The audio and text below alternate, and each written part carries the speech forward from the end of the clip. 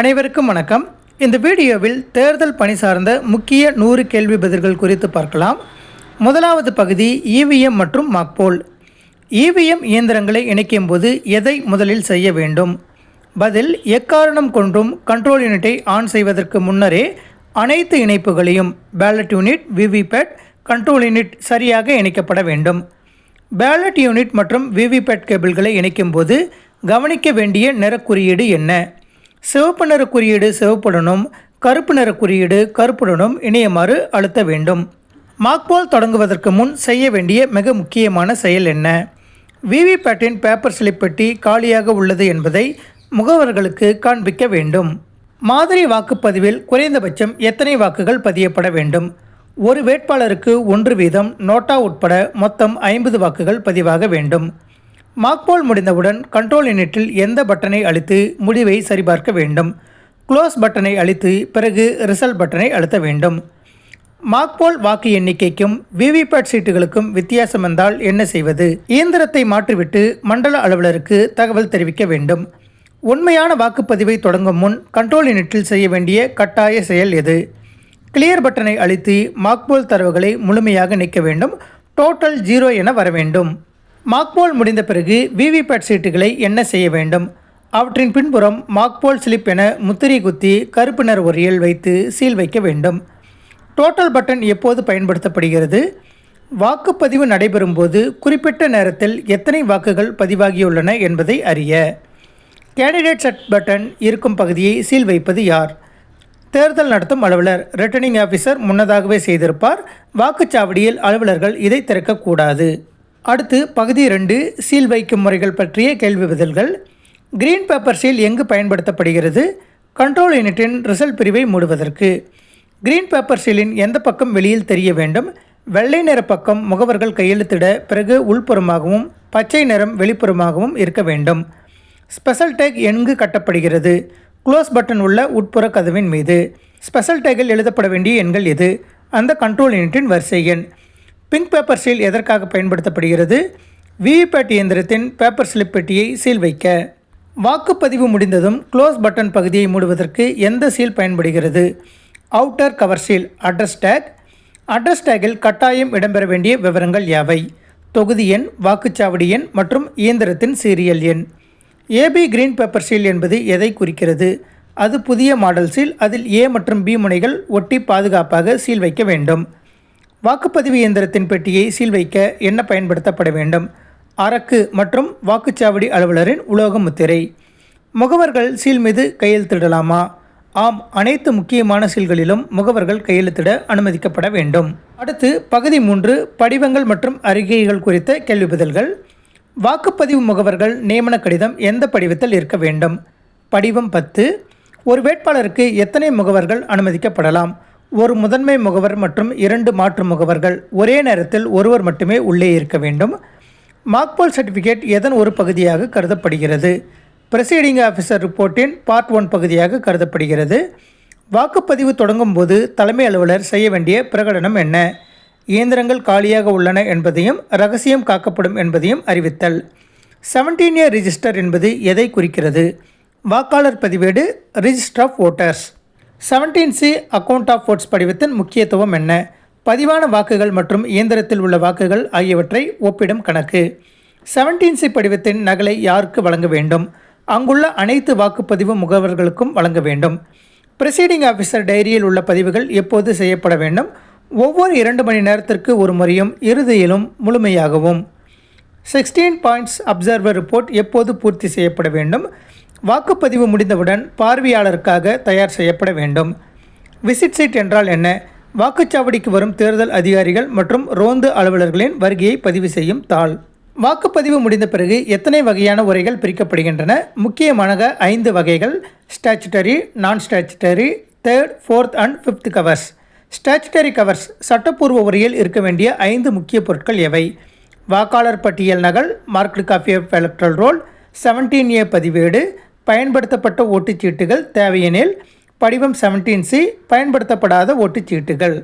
வாக்குப்பதிவு நேரத்திற்கு பிறகு வரிசையில் நின்றவர்களுக்கு எப்படி ஓட்டு போட அனுமதிப்பது?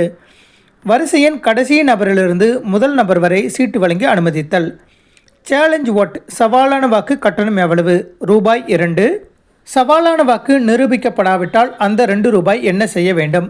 அது அரசு கணக்கில் சேர்க்கப்படும், பறிமுதல் செய்யப்படும். டெண்டர்ட் ஓட் தெரிவிக்கப்பட்ட வாக்கு எப்போது அளிக்கப்படும்? ஒருவரின் வாக்கு ஏற்கனவே வேறொருவரால் போடப்பட்டிருந்தால் உண்மையான வாக்காளர் வரும்போது. டெண்டர்ட் ஓட் இயந்திரத்தில் போடப்படுமா?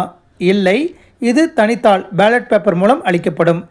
பிளைண்ட் இன்ஃபார்ம் ஓட்டர் பார்வையற்றோருடன் வருபவரின் வயது என்ன இருக்க வேண்டும்? 18 வயது பூர்த்தியாகி இருக்க வேண்டும். ஒரு நபர் எத்தனை பார்வையற்றவர்களுக்கு துணையாக வரலாம்? பதில், ஒருவருக்கு மட்டுமே துணையாக வர முடியும். 17A பதிவேட்டில் வாக்காளர் கையெழுத்திட மறுத்தால் என்ன செய்வது? அவருக்கு வாக்களிக்க அனுமதி இல்லை. 17A ரிஜிஸ்டரில் ரெஃப்யூஸ்டு டு ஓட் என எழுத வேண்டும். அடுத்து பகுதி 4 அலுவலர்களின் பணிகள். போலிங் ஆஃபீஸர் 1, 2, 3 இவர்களுடைய பணிகள். போலிங் ஆஃபீஸர் 1 முக்கிய பணி என்ன? வாக்காளர் பட்டியலுக்கு பொறுப்பு வாக்காளரை அடையாளம் காணல். போலிங் ஆஃபீஸர் 1 வாக்காளரின் பெயரை சத்தமாக வாசிக்க வேண்டுமா? பதில், ஆம், முகவர்கள் சரிபார்க்கும் வகையில் சத்தமாக வாசிக்க வேண்டும். போலிங் ஆஃபீஸர் 2வின் பணிகள் என்ன? அழியாத மை வைத்தல், 17A பதிவேட்டில் கையெழுத்து பெறுதல் மற்றும் வெள்ளைச்சீட்டு வழங்குதல். அழியாத மை எந்த விரலில் வைக்கப்பட வேண்டும்? இடதுகை ஆள்காட்டி விரலில், நகத்திற்கும் சதையிற்கும் இடைப்பட்ட பகுதியில். போலிங் ஆஃபீஸர் 3இன் பணி என்ன? கண்ட்ரோல் யூனிட்டிற்கு பொறுப்பு ஓட்டர் ஸ்லிப்பை பெற்றுக்கொண்டு பேலட் பட்டனை அழுத்த வேண்டும். போலிங் ஆஃபீஸர் 3 எப்போது பேலட் பட்டனை அழுத்த வேண்டும்? வாக்காளர் விரலில் மை இருப்பதை சரிபார்த்துவிட்டு வாக்குப்பதிவு அறைக்குள் செல்லும் முன். வாக்குப்பதிவு ரகசியத்தை மீறும் வாக்காளரை தடுக்கும் அதிகாரம் யாருக்கு உண்டு? வாக்குச்சாவடி தலைமை அலுவலர் ப்ரிசைடிங் ஆஃபீஸருக்கு உண்டு.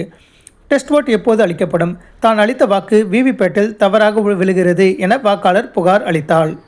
டெஸ்ட் ஓட் தவறானது என தெரிந்தால் என்ன நடவடிக்கை எடுக்கப்படும்? 17A பதிவேட்டில் அது குறித்த குறிப்பு எழுதப்பட்டு வாக்காளர் மீது நடவடிக்கை எடுக்கப்படும்.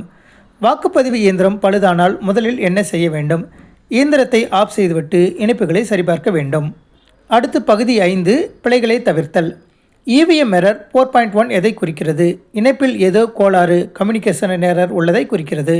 மாக்போலிற்கு பிறகு கிளியர் பட்டனை அழுத்த மறந்துவிட்டால் என்ன செய்ய வேண்டும்? உண்மையான வாக்குகளுடன் மாதிரி வாக்குகளும் சேர்ந்து கணக்கு தப்பாகிவிடும். இது பெரிய குற்றம். விவிபேட் பேப்பர் சிக்கிக்கொண்டால் பேப்பர் ஜாம், அலுவலர்கள் பெட்டியை திறக்கலாமா? கூடாது. மண்டல அலுவலரை அழைத்து இயந்திரத்தை மாற்ற வேண்டும். வாக்குப்பதிவு முடிந்ததும் க்ளோஸ் பட்டனை அழுத்த மறந்து இயந்திரத்தை சீல் வைத்தால் என்ன செய்வது? இது மிகப்பெரிய தவறு. வாக்கு எண்ணிக்கை மையத்தில் மட்டுமே இது சரி செய்ய முடியும். உடனே ரிட்டர்னிங் ஆஃபீஸருக்கு தகவல் தெரிவிக்க வேண்டும். 17A ரிஜிஸ்டர் மற்றும் கண்ட்ரோல் யூனிட் டோட்டல் வாக்குகள் எப்போதும் சமமாக இருக்க வேண்டுமா? ஆம். யாராவது வாக்களிக்க மறந்திருந்தால் மட்டுமே வித்தியாசம் வரும். அதை குறிப்பில் எழுத வேண்டும். ஒரு வாக்காளர் கையெழுத்திற்கு பதிலாக பெருவிரல் ரேகை வைத்தால் அதை யார் சான்றளிக்க வேண்டும்? போலிங் ஆஃபீஸர் 2 சான்றளிக்க வேண்டும். பூத் ஸ்லிப் மட்டுமே அடையாள சான்றாக ஏற்றுக்கொள்ளப்படுமா? இல்லை.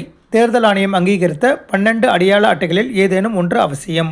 ASD ஆப்சன்ட் ஷிஃப்ட் டெத் வாக்காளர்கள் வந்தால் என்ன நடைமுறை? அவர்களின் கையெழுத்து மற்றும் புகைப்படம் பெறப்பட்டு கூடுதல் உறுதிமொழி எடுக்கப்பட வேண்டும். வாக்குப்பதிவு முகவர்கள் எப்போது வெளியே செல்லலாம்?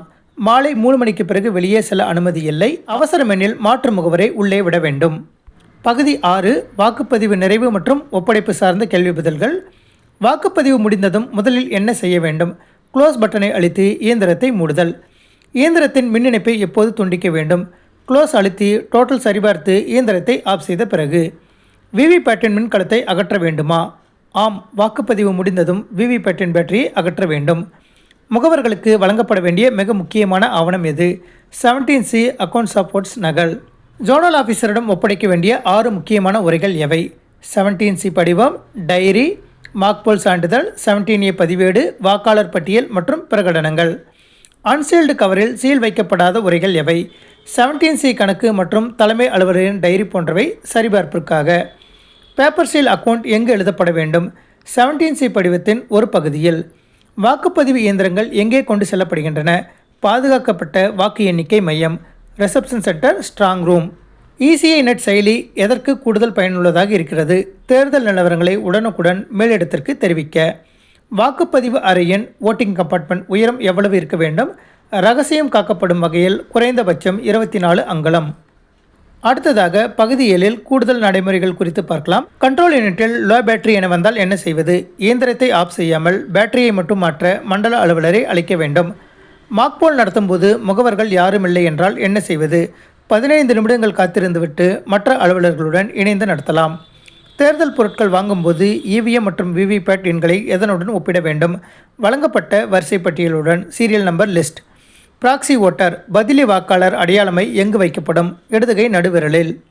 ஒரு வாக்காளர் 17A கையெழுத்திட்டு ஓட்டு போட மாட்டேன் என சொன்னால் என்ன பண்ணுவது? 17A ரெஃப்யூஸ்ட் டு ஓட் என குறித்து அவர் கையெழுத்தை பெற வேண்டும். கண்ட்ரோல் யூனிட் மற்றும் பேலட் யூனிட் இணைப்பை துண்டிக்கும் முன் என்ன செய்ய வேண்டும்? கண்ட்ரோல் யூனிட்டை ஆஃப் செய்திருக்க வேண்டும். வாக்குப்பதிவு அன்று எத்தனை பிரகடனங்கள் செய்யப்பட வேண்டும்? மொத்தம் 4. தொடக்கம், அடுத்தடுத்த இயந்திரம் மாற்றம், முடிவு மற்றும் இறுதியில். ஸ்பெஷல் டேக் தொலைந்துவிட்டால் என்ன செய்வது? மண்டல அலுவலரிடம் மாற்று டேக் கோர வேண்டும். அதுவரை வாக்குப்பதிவை தொடங்கக்கூடாது. மெட்டல் சீல் உலோகமுத்திரை எங்கு பயன்படுத்தப்படும்? சட்டப்பூர்வ உரைகள் மற்றும் இயந்திர பெட்டிகளை சீல் வைக்க. வாக்குப்பதிவு முடிந்ததும் விவிபேட்டின் நாப் எந்த நிலையில் இருக்க வேண்டும்? கிடைமட்டமாக, ஹரிசாண்டல் பொசிஷன், லாக் செய்யப்பட்ட நிலையில். அட்ரஸ் டேக் எத்தனை இடங்களில் கட்டப்படும்? Ballot unit, control unit, VVPAT மற்றும் இவற்றின் பெட்டிகள் என அனைத்து இடங்களிலும். கிரீன் பேப்பர் சீல் கிழிந்துவிட்டால் என்ன செய்வது? அதற்கென வழங்கப்பட்ட கூடுதல் சீலை பயன்படுத்தி விவரங்களை டைரியில் குறிக்க வேண்டும். மாக்போல் சீட்டுகள் வைக்கும் பிளாஸ்டிக் டப்பா எப்படி சீல் வைக்கப்படும்? இளஞ்சிவப்பு காகித சீல், பிங்க் பேப்பர் சீல் கொண்டு சீல் வைக்கப்பட வேண்டும். டோட்டல் பட்டனை அழுத்தும் போது பேட்டரி ஸ்டேட்டஸ் எவ்வளவு இருக்க வேண்டும்? பொதுவாக 70% மேல் இருப்பதனாலும் குறைவாக இருந்தால் கவனிக்க வேண்டும். கேண்டிடேட் செட் பட்டன் இருக்கும் கதவை எப்போது திறக்கலாம்? எக்காரணம் கொண்டும் வாக்குச்சாவடியில் திறக்க அனுமதி இல்லை. ஓட்டர் ஸ்லிப் PO2 தருவது எதற்கு பயன்படுகிறது? வரிசைப்படி வாக்காளர்களை கண்ட்ரோல் யூனிட்டிற்கு அனுப்ப. வாக்காளர் பட்டியலில் EDC என குறிப்பிடப்பட்டிருந்தால் அவர் அந்த தொகுதியில் தேர்தல் பணியில் உள்ளவர், முறைப்படி வாக்களிக்க அனுமதிக்கலாம். சேலஞ்சு ஓட் நிரூபிக்கப்பட்டால் என்ன செய்வது? அந்த வாக்காளரை வெளியேற்றிவிட்டு காவல்துறையிடம் ஒப்படைக்கலாம். வாக்குப்பதிவு இயந்திரத்தின் அருகே செல்போன் அனுமதிக்கப்படுமா? தலைமை அலுவலரை தவிர வேறு யாருக்கும், முகவர்கள் உட்பட அனுமதி இல்லை. போலிங் ஏஜென்ட்ஸ் எந்த ஊரை சேர்ந்தவராக இருக்க வேண்டும்? அதே தொகுதியை சேர்ந்த அல்லது அந்த வாக்குச்சாவடிக்கு உட்பட்டவராக இருக்க வேண்டும். வாக்குப்பதிவு முடிந்தவுடன் வழங்கப்படும் 17C படிவத்தில் முகவர்கள் கையெழுத்திட வேண்டுமா? ஆம், அதுவே ஒரு சட்டப்பூர்வமான ஆவணம். மாக்போல் நேரத்தில் கண்ட்ரோல் யூனிட்டில் எரர் வந்தால் என்ன செய்ய வேண்டும்? அந்த குறிப்பிட்ட இயந்திரத்தை ballot unit, control unit, VVPAT மட்டும் மாற்றினால் போதும். உண்மையான வாக்குப்பதிவின் போது இயந்திரம் பழுதானால் கண்ட்ரோல் யூனிட், பேலட் யூனிட் மற்றும் விவிபேட் ஆகிய 3ஐயும் சேர்த்து மாற்ற வேண்டும். விவிபேட்டில் மட்டும் பழுதானால் விவிபேட்டினை மட்டும் மாற்றினால் போதுமானது. 9 காலம் ரிப்போர்ட் எதற்காக? பல்வேறு வகை வாக்குகளின் டெண்டர்ட், சேலஞ்சு ஓட் எக்ஸெட்ரா எண்ணிக்கையை தொகுக்க. 20 பாயிண்ட்ஸ் ரிப்போர்ட் யாருடைய சரிபார்ப்புக்கு உட்பட்டது? பார்வையாளர், அப்சர்வர் மற்றும் தேர்தல் அதிகாரிகளின் சரிபார்ப்பிற்கு. வாக்குப்பதிவு முடிந்ததும் விவிபேட் ஸ்லிப் பெட்டியில் உள்ள ஸ்லிப்புகளை அகற்ற வேண்டுமா? கூடாது. உண்மையான வாக்குப்பதிவு ஸ்லிப்புகள் உள்ளேயே இருக்க வேண்டும். வாக்குப்பதிவு நாளன்று காலை எத்தனை மணிக்கு மாக்போல் தொடங்க வேண்டும்? வாக்குப்பதிவு தொடங்குவதற்கு 90 நிமிடங்களுக்கு முன்பாக, அதாவது 5:30 மணிக்கு. வாக்குச்சாவடி தலைமை அலுவலர் தனது டைரியை யாரிடம் ஒப்படைப்பார்? மண்டல அலுவலர் அல்லது சேகரிப்பு மைய அதிகாரிகளிடம். தேர்தல் பணியில் ஈடுபடும் அலுவலர்களின் கடமை என்ன? பாரபட்சமின்றி நேர்மையாகவும் தேர்தல் ஆணையத்தின் விதிகளை துல்லியமாகவும் பின்பற்றுவது. தேர்தல் வெற்றிகரமாக முடிந்ததை எப்படி உறுதி செய்வது? அனைத்து படிவங்களும் சரியாக பூர்த்தி செய்யப்பட்டு இயந்திரங்கள் பாதுகாப்பாக சீல் வைக்கப்பட்டால். நன்றி.